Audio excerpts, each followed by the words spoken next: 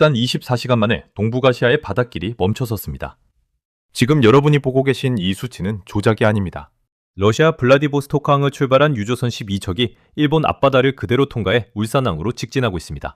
원래라면 4척은 도쿄로, 5척은 상하이로 향했어야 할 물량입니다. 하지만 푸틴 대통령의 긴급 지시 한마디에 이 거대한 에너지의 흐름이 오직 대한민국이라는 점 하나를 향해 수렴하고 있습니다. 이건 단순한 물류의 변화가 아닙니다. 70년 넘게 유지되어 온 동북아시아 에너지 안보 지도가 통째로 찢겨나가는 순간입니다. 경제 분석가로서 제가 장담컨대 오늘 이 흐름을 이해하지 못하면 여러분의 자산 포트폴리오는 내일부터 완전히 다른 세상의 숫자를 마주하게 될 겁니다. 지금 동해상에서 벌어지는 풍경은 마치 거대한 정적에 휩싸인 전쟁터와 같습니다. 평소 같으면 시끌벅적하게 원유 쟁탈전을 벌이던 주변국들이 입을 닫고 얼어붙었습니다. 비유하자면 이렇습니다.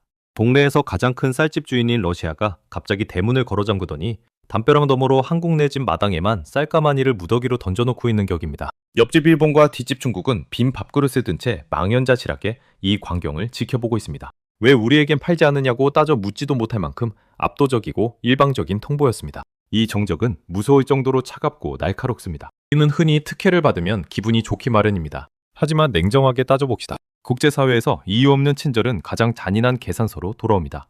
푸틴의 이 한국 올인 전략은 우리에게 엄청난 경제적 보너스인 동시에 전 세계를 상대로 한 위험한 시험대이기도 합니다. 러시아산 기름이 우리 정유 공장의 파이프라인을 타고 흐르는 순간 한국 경제의 혈액형이 바뀌기 시작하는 겁니다. 저렴한 원유가 들어오니 당장 내일 주유소 가격은 내려가겠죠? 기업들의 생산 단가도 뚝 떨어질 겁니다. 지표상으로는 축복처럼 보이지만 그 속을 들여다보면 우리는 지금 거대한 도박판의 주인공으로 강제 소환된 상태입니다. 여러분이 소중하게 모아온 자산을 지키고 싶다면 지금 이 현상을 단순히 기름값이 싸지겠네 수준으로 봐서는 안 됩니다. 이건 국가 단위의 거대한 리밸런싱이자 에너지 무기화의 정점입니다. 제가 15년 동안 시장을 분석하며 배운 단 하나의 진리는 독점적 혜택 뒤에는 반드시 독점적 요구가 따른다는 것입니다. 러시아는 왜 일본의 비명을 외면하고 중국의 체면을 깎아가면서까지 한국이라는 카드에 모든 판돈을 걸었을까요? 그들은 우리에게서 무엇을 빼앗아가려 하는 걸까요? 일본은 벌써 비상 비축류를 풀며 비명을 지르기 시작했습니다. 중국은 조용히 러시아 측에 특사 파견을 준비 중이라는 첩보가 들려옵니다. 동북아의 질서를 유지하던 균형의 추가 한국 쪽으로 급격히 기우면서 그 반작용으로 터져나올 폭발적인 에너지는 곧 우리 경제의 가장 약한 고리를 정조준하게 될 겁니다. 자, 이제 진짜 중요한 질문을 던져야 할 때입니다. 푸틴이 계산기에 두드린 한국 전용 요금제의 진짜 가격은 얼마일까요? 그리고 그 계산서가 도착했을 때 과연 우리 정부와 기업들은 지불할 준비가 되어 있을까요?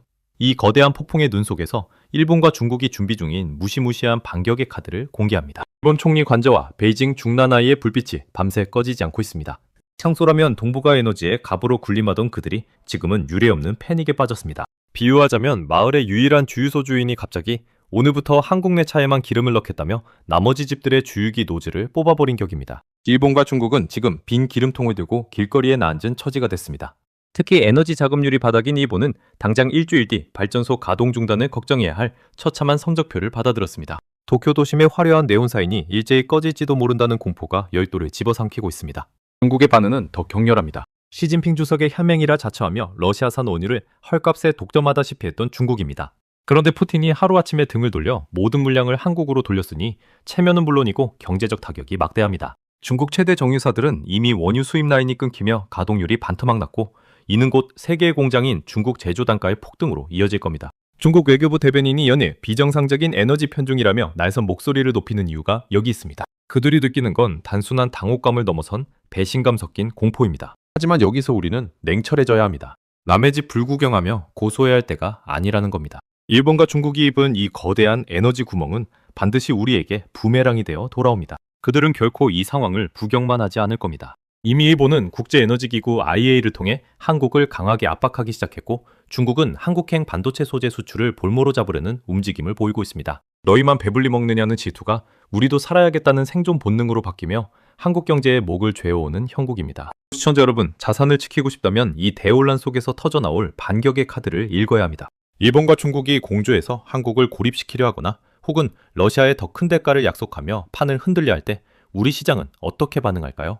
지금 주식시장에서 정유주들이 급등한다고 덥석 올라타는 건 위험합니다. 이 혼돈의 끝에는 우리가 상상하지 못한 진짜 청구서가 기다리고 있기 때문입니다. 자, 그럼 여기서 가장 핵심적인 의문이 생깁니다. 푸틴은 왜 자신의 가장 강력한 파트너인 중국과 전략적 요충지인 일본을 동시에 적으로 돌리면서까지 오직 한국이라는 단 하나의 카드에 올인한 걸까요? 그의 차가운 계산기에는 우리가 모르는 어떤 숫자가 찍혀 있는 걸까요? 이제 베일에 쌓인 푸틴의 진짜 속내, 그 위험한 계산법을 제3장에서 낱낱이 파헤쳐보겠습니다. 이 숫자를 알게 되면 여러분은 아마 오늘 밤 잠을 이루지 못하실 겁니다. 푸틴의 계산기는 결코 자선 사업을 위해 두드려진 것이 아닙니다. 15년 넘게 국제시장의 생리를 지켜본 제 눈에는 이 한국 전용 요금제 뒤에 숨겨진 서늘한 숫자들이 보입니다. 러시아는 지금 전 세계적인 고립 속에서 벼랑 끝에 서 있습니다.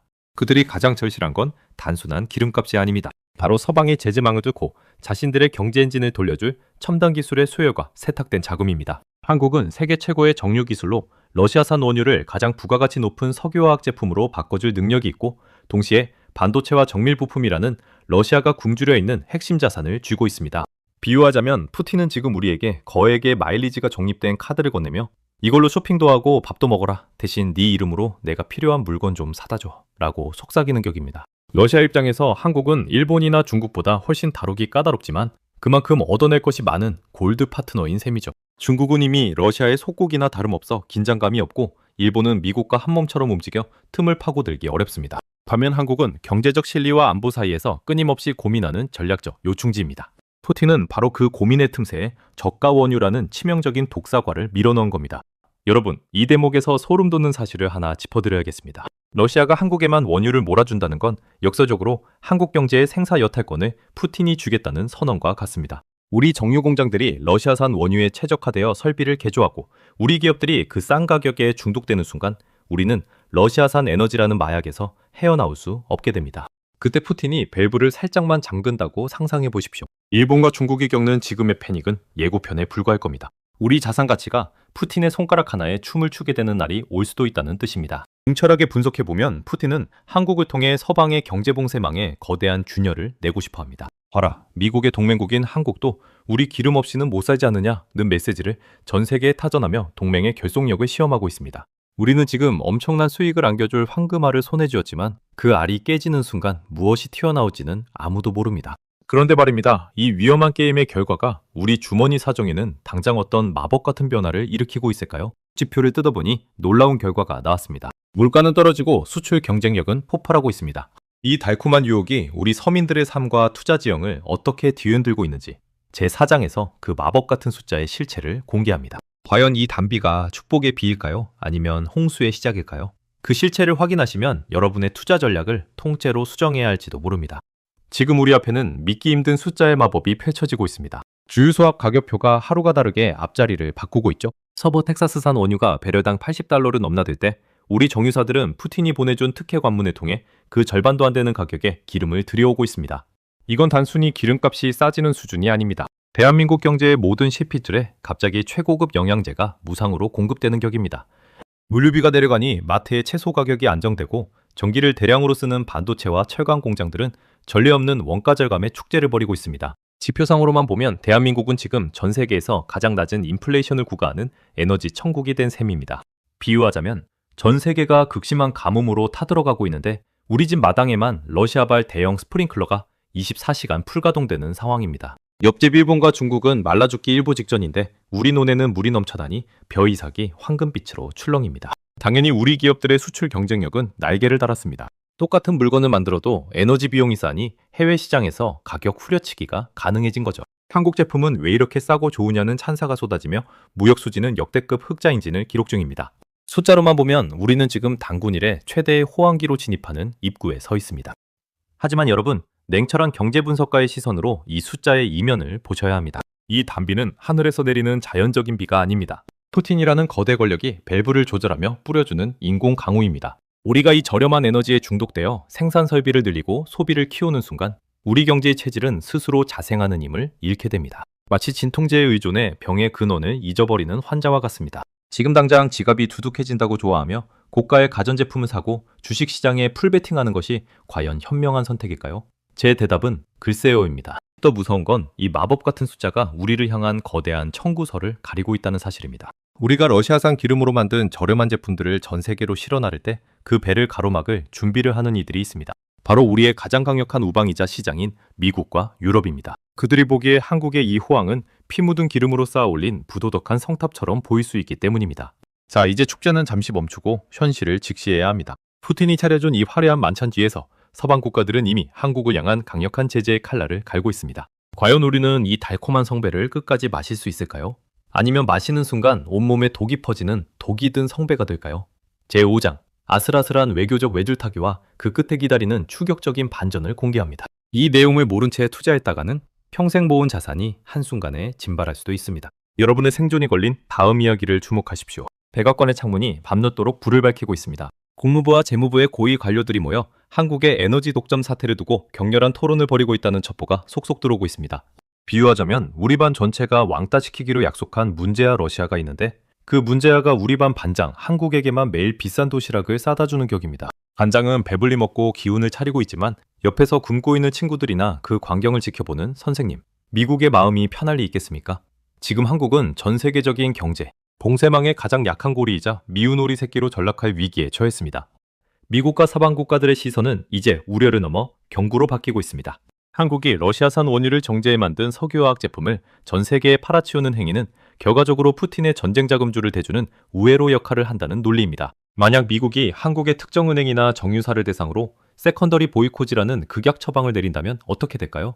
아무리 싼 기름을 들여온들 우리 기업들이 달러 결제를 못하게 되고 해외 자산이 동결된다면 그건 축복이 아니라 국가적 재앙입니다. 우리는 지금 황금알을 낳는 거위의 배를 가를지 아니면 거위 주인의 공범으로 몰릴지 선택해야 하는 가혹한 외줄타기를 하고 있습니다. 냉철하게 분석가로서 경고하건대 지금의 호황은 유리로 만든 성과 같습니다. 겉은 화려하지만 작은 충격에도 산산조각 날 수 있죠. 서방의 제재가 현실화되는 순간 우리가 누렸던 저물가와 수출흑자는 신기루처럼 사라질 겁니다. 하지만 우리 정부와 기업들도 바보는 아닙니다. 이 독이 든 성배를 마시면서도 독기를 빼내기 위한 치밀한 마코 협상을 진행 중입니다. 미국에는 우리도 어쩔 수 없는 에너지 안보 차원이다라고 읍소하면서 러시아에는 더 이상의 요구는 곤란하다며 선을 긋는 아슬아슬한 밀당이 이어지고 있습니다. 이 외교적 줄다리기에서 우리가 승리할 수 있을까요? 여러분이 가장 궁금해하실 지점은 결국 내 돈의 향방일 겁니다. 이런 거대한 불확실성 속에서도 눈치 빠른 자본은 이미 갈 곳을 정했습니다. 위기라고 모두가 피할 때 이 외줄타기의 결말을 미리 읽고 거대한 베팅을 시작한 세력들이 있다는 뜻입니다. 그들은 단순히 정유주를 사는 게 아닙니다. 이 사태가 종식되거나 혹은 최악의 시나리오로 치달을 때 가장 확실하게 수익을 내 제3의 길을 찾았습니다. 이제 안개 속을 걷어내고 실전 투자 전략으로 들어가 보겠습니다. 우리 기업들은 이 폭풍우 속에서 어떤 방주를 짓고 있을까요? 제6장 대기업들의 은밀한 움직임과 그들이 준비한 플랜 B의 실체를 전격 공개합니다. 이 흐름을 타는 자만이 다음 세대의 불을 거머쥐게 될 겁니다. 0.2%의 정보가 여러분의 계좌 운명을 결정짓는 순간입니다. 지금 여의도와 강남의 초고층 빌딩 대회의실에서는 평소와 다른 긴장감이 흐르고 있습니다. 겉으로는 저렴한 러시아산 원유 덕분에 정유사들의 분기 실적이 역대급을 찍었다는 장밋빛 공시가 쏟아지고 있죠. 하지만 진짜 선수들은 그 숫자에 취해 있지 않습니다. 오히려 지금이 가장 위험한 피크아웃, 즉 정점이라는 사실을 본능적으로 직감하고 있습니다. 비유하자면 지금 우리 기업들은 폭풍우가 치기 직전 고요한 바다 위에서 황금 물고기를 그물 가득 건져 올리고 있는 격입니다. 개가 무거워질수록 기분은 좋지만 정작 수평선 너머에서 다가오는 집채만한 파도를 맞으면 배가 뒤집힐 수도 있다는 공포가 그들을 움직이게 하고 있습니다. 국내 대형 정유사와 화학기업들은 이미 러시아산 기름이라는 달콤한 마약에서 깨어날 준비를 마쳤습니다. 그들이 은밀하게 실행 중인 플랜 B는 크게 두 가지입니다. 첫째는 원유 세탁의 고도화입니다. 러시아산 원유를 단순 정제하는 수준을 넘어 서방의 제재를 피할 수 있는 고부가 가치 특수화학 소재로 빠르게 탈바꿈시키는 공정혁신에 사활을 걸고 있습니다. 둘째는 에너지 포트폴리오의 강제 이식입니다. 러시아에 대한 의존도가 높아질수록 미국의 눈치를 보지 않을 수 없기에 역사적으로 중동이나 미국산 셰일가스 도입선을 평소보다 더 공격적으로 늘리는 양다리 전략을 구사하고 있습니다. 투자자 여러분, 여기서 우리가 주목해야 할 지점은 단순히 정유주가 오르느냐 마느냐가 아닙니다. 진짜 돈의 흐름은 이 혼돈을 틈타 에너지 자립이라는 명분을 쥐고 정부 보조금을 싹쓸이하는 섹터로 이동하고 있습니다. 러시아발 에너지 쇼크가 일본과 중국을 강타하는 동안 우리 대기업들은 이 위기를 기회 삼아 차세대 에너지 저장 장치 ESS와 수소 인프라 구축에 수조 원대 베팅을 시작했습니다. 러시아 기름이 끊겨도 우리 공장은 돌아간다는 것을 증명해야만 서방 국가들의 제재 명분을 꺾을 수 있기 때문입니다. 결국 지금 시장에서 승자는 정유주를 들고 환호하는 개미들이 아닙니다. 이 거대한 에너지 지정학의 판도가 흔들릴 때 그 틈새에서 피어나는 에너지 안보 관련주들을 조용히 매집하는 세력들입니다. 그들은 알고 있습니다.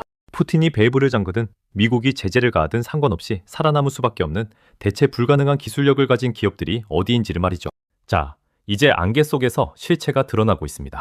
여러분의 계좌를 지키기 위해 지금 당장 확인해야 할 것은 뉴스 헤드라인이 아니라 기업들의 비축 리스트와 신사업 투자 공시입니다. 과연 어떤 기업이 이 위태로운 파티가 끝난 뒤에도 살아남아 시장을 독식하게 될까요?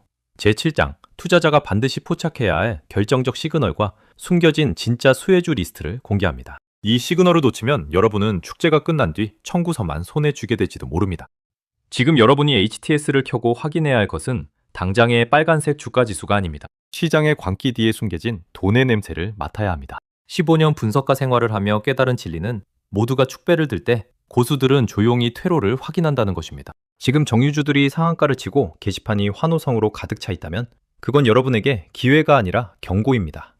비유하자면 지금 우리 시장은 공짜 기름이라는 고기잡이 배에 올라타 만선의 기쁨을 누리고 있지만 정작 배 밑바닥에 외교 제재라는 작은 구멍이 뚫리고 있는 것을 아무도 보지 못하고 있는 격입니다. 그 구멍이 커져 배가 가라앉기 시작하면 가장 늦게 탈출하는 건 언제나 정보가 늦은 개인 투자자들입니다. 진짜 투자자가 포착해야 할 첫 번째 시그널은 환율과 에너지 비축분의 상관관계입니다. 러시아산 원유 수입으로 달러 결제 부담이 줄어들면 원화 가치가 일시적으로 강세를 보일 수 있습니다. 하지만 이건 착시 현상입니다. 미국이 한국을 향해 눈치를 주기 시작하면 외인 자금은 썰물처럼 빠져나갈 준비를 마쳤습니다. 두 번째 시그널은 제3의 에너지 섹터의 움직임입니다. 러시아 의존도가 높아질수록 우리 정부는 미국과 유럽의 압박을 피하기 위해 역설적으로 태양광, 풍력, 그리고 차세대 원전, SMR 기술에 천문학적인 자금을 쏟아부을 수밖에 없습니다. 우리는 러시아 기름에만 매달리지 않는다는 것을 보여줘야 생존할 수 있기 때문입니다. 냉철하게 말씀드리겠습니다. 지금 정유주를 따라가는 건 뒷북입니다. 오히려 이 소동 속에서 조용히 몸집을 불리는